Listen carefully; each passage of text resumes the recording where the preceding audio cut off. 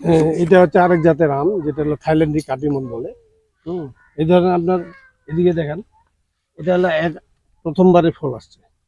হ্যাঁ, দ্বিতীয়বারে ফল কিন্তু এইটা, এই দ্বিতীয়বারে এইটা আর কি।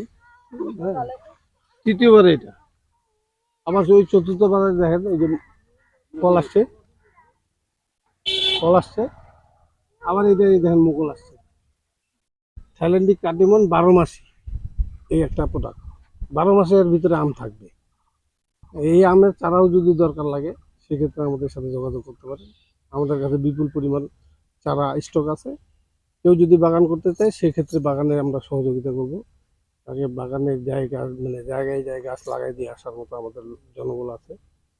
প্রয়োজন হলে আপনারা যোগাযোগ করতে পারেন স্ক্রিনে দেওয়া নাম্বার অনুযায়ী।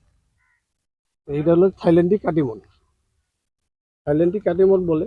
কিন্তু ফলন হিসেবে দেখেন 12 মাসে, এই গাছের বয়স ছিল 2 বছর, মাত্র 2 বছর। তাহলে আপনি হিসাব করেন আরো যদি বড় হয় সেক্ষেত্রে কত ধরনের মানে কতটুকু ফল হবে। এই গাছটার একটা জিনিস আছে, যদি খাবার ভালো দেওয়া যায় ফলন ভালো পাওয়া যায়। তো ঠিক আছে, আগামী ভিডিওতে আবার দেখা হবে।